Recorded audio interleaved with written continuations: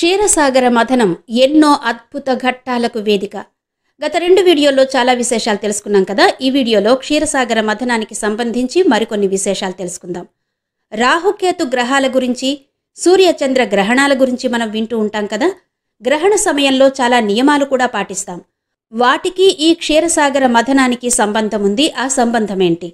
అమృతం కోసం కీచులాడుకుంటున్న దేవదానవులను ఒక తాటిపైకి తీసుకువచ్చి అమృతాన్ని పంచడానికి శ్రీ మహావిష్ణువు ఎత్తిన అవతారమేంటి? ఆ అవతార విశేషాలేంటి? ఆ అవతారానికి సంబంధించిన ఆలయం ఎక్కడుంది? సర్పాలకు నాలుకలు చీలికలుగా ఎందుకుంటాయి? సర్పాల 2 నాలుకలకు ఈ క్షీరసాగర మథనానికి సంబంధమేంటి? ఇలాంటి విశేషాల గురించి ఈ వీడియోలో తెలుసుకుందాం. వీడియో మొత్తం చాలా ఇంట్రెస్టింగ్గా ఉంటుంది కాబట్టి ఎక్కడా స్కిప్ చేయకుండా ఎండ్ వరకు చూడండి.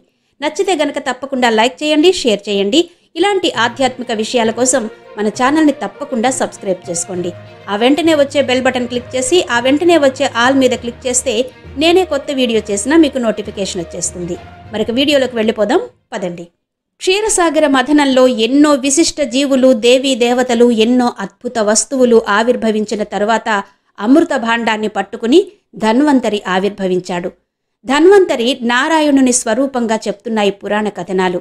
ఈ ధన్వంతరే తరువాతి జన్మలో కాశీరాజుగా జన్మించాడని చెప్తారు. అసలు ధన్వంతరి జన్మల విశేషమేంటి? సాక్షాత్తు శ్రీమన్నారాయణుని అపరావతారమైన ధన్వంతరి ఆయుర్వేదానికి మూలపురుషుడిగా చెప్తారు.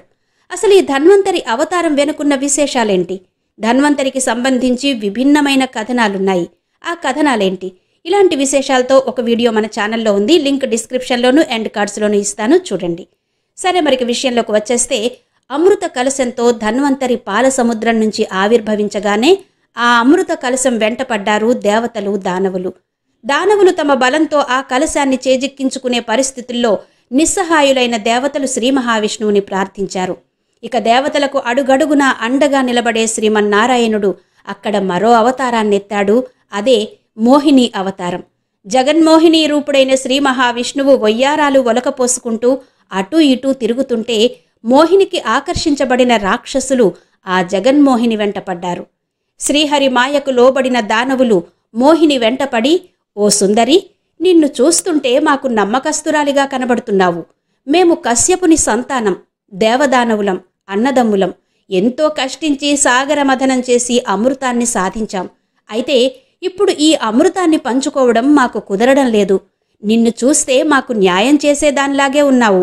నీవు ఈ అమృతాన్ని మాకందరికీ సమానంగా పంచిపెట్టు అన్నారు.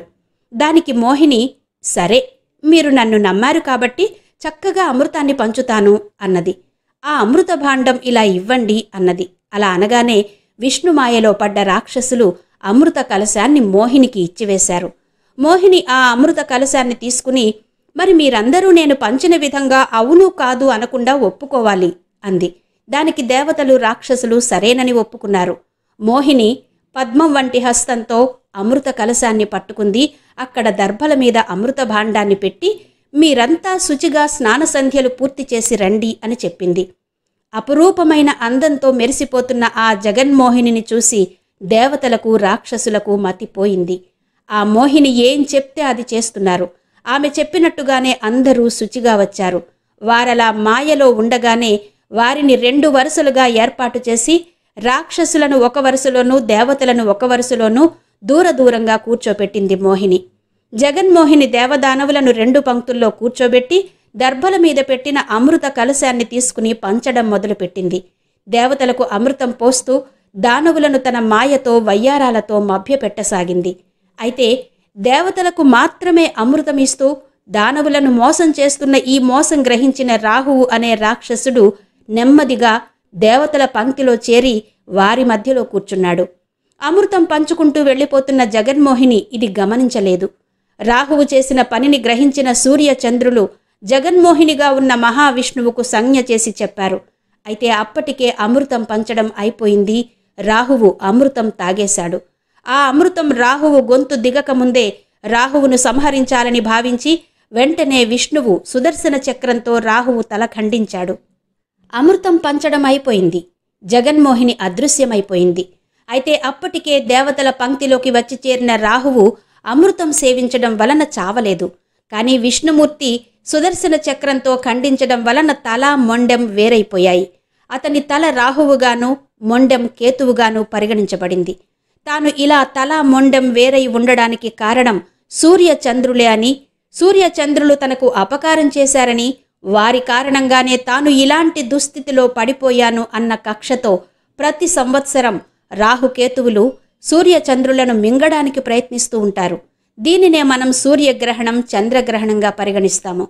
మోహిని రూపం ధరించి ఆపదలో ఉన్న దేవతలకు అమృతాన్ని పంచిపెట్టిన ఆ విష్ణు రూపాన్ని స్మరిస్తే అది మన జీవితంలోని పాపాలు ప్రక్షాళన చేస్తుందని చెప్తున్నాయి పురాణ కథనాలు. ఇక శ్రీ మహావిష్ణువు జగన్మోహిని అవతారానికి సంబంధించిన అద్భుతమైన ఆలయం, ముఖ్యంగా ఎక్కడా లేని విధంగా ఒకే శిలలో ఒకవైపు జగన్మోహిని, మరోవైపు కేశవుడు రూపుదిద్దుకున్న విశిష్ట ఆలయం జగన్మోహిని ఆలయం ఆంధ్రప్రదేశ్లో తూర్పుగోదావరి జిల్లాలో ర్యాలీ అనే గ్రామంలో ఉంది. సాగర మథనం సమయంలో అవతరించిన జగన్మోహిని ఈ ర్యాలీ ప్రాంతంలో ఎందుకు అవతరించింది? దీనికి సంబంధించిన చరిత్ర శివుడితో కూడా ముడిపడి ఉంది. మరి ఆ చరిత్ర, ఆ క్షేత్ర విశిష్టత, ఆ క్షేత్రానికి ఎలా చేరుకోవాలి అన్న పూర్తి వివరాలతో ఒక వీడియో మన ఛానల్లో ఉంది. లింక్ ఎండ్ కార్డ్స్లోనూ డిస్క్రిప్షన్లోనూ ఇస్తాను, చూడండి. సరే, మరి సాగర మథనం అయిపోయింది కదా. విష్ణుమాయతో దేవతలు అమృతాన్ని పొందగా దానవులకు కష్టం మాత్రమే మిగిలింది. అయితే దేవదానవులు కలిసి తనను కవ్వపుతాడుగా చేసుకుని అమృతం సాధించిన తర్వాత దానిని విష్ణువు తెలివిగా దేవతలకు మాత్రమే దక్కేలా చేయడం, ఇదంతా చూసినటువంటి వాసుకి తెల్లబోయాడు. క్షీరసాగర మథనం సమయంలో కవ్వానికి తాడుగా ఉన్నందుకు తనకు కూడా అమృతంలో వాటా ఇస్తానని కూడా ఇవ్వకపోయేసరికి ఏమీ చెయ్యలేక అమృత కలశం పెట్టిన చోటుకి వెళ్ళి ఆ కలశాన్ని పెట్టిన దర్భల మీద కాస్తైనా అమృతం పడిందేమో, దానిని స్వీకరిద్దామని ఆ దర్భలను నాలుకతో నాకాడట. అయితే దురదృష్టం, వాసుకి సర్పానికి అమృతం దక్కలేదు సరికదా, దర్భల పదునికి నాలుక నిలువునా చీరుకుపోయి 2 నాలుకలుగా మారాయి. అదిగో అప్పటి నుంచి వాసుకి సంతానమైన సర్పాలకు నాలుక నిలువునా చీరుకుని ఉండి 2 నాలుకలున్నట్టుగా అనిపిస్తుందని పురాణ కథనాలు చెప్తున్నాయి. అయితే ఈ 2 నాలుకలకు అంటే సర్పాలకు నాలుక చీలికలుగా ఉండడానికి మరో కథనం కూడా చెప్తారు. అది గరుత్మంతునితో ముడిపడినటువంటి కథనం. ఆ కథనం మరోసారి చెప్పుకుందాం. ఇవి క్షీరసాగర మథనంలో కొన్ని విశేషాలు. మరి ఈ వీడియో మీకు ఎలా అనిపించిందో కమెంట్ సెక్షన్లో తప్పకుండా తెలియచేయండి. మరో చక్కటి ఆధ్యాత్మిక విశేషంతో మళ్ళీ మీ ముందుకు వస్తాను. అంతవరకు సెలవు. నమస్తే.